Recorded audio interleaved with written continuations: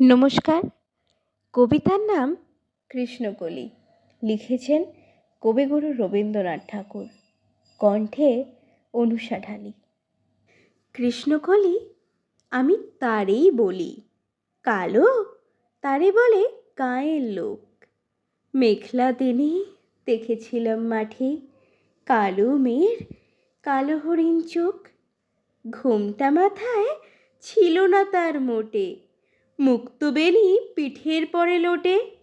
কালো তা সে যতই কালো হোক, দেখেছি তার কালো হরিণ চোখ। ঘন মেঘে আধার হলো দেখে, ডাকিতেছিল শ্যামল দুটি গায়ে। শ্যামা মেয়ের ব্যস্ত ব্যাকুল পদে, কুটির হতে ত্রস্ত এলো তাই। আকাশপানে হানি যুগল ভুরু, শুনলে বারেক মেঘের গুরু গুরু। কালো তা সে যতই কালো হোক, দেখেছি তার কালো হরিণ চোখ। পুবে বাতাস এলো হঠাৎ ধেয়ে, ধানের খেতে খেলিয়ে গেল ঢেউ। মাঠের ধারে ছিল না আর কেউ, আমার পানে দেখলে কিনা চেয়ে। আমি জানি আর জানি সেই মেয়ে।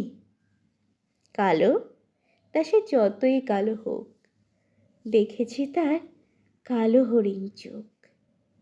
এমনি করে কাজল কালো মেঘ জ্যৈষ্ঠ মাসে আসে ঈশান কোণে। এমনি করে কালো কোমল ছায়া আষাঢ় মাসে নামে তমাল বনে। এমনি করে শ্রাবণ রজনীতে হঠাৎ খুশি ঘনিয়ে আসে চিতে।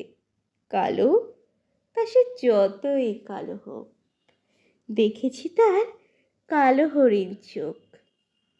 কৃষ্ণকলি আমি তারেই বলি, আর যা বলে বলুক অন্য লোক।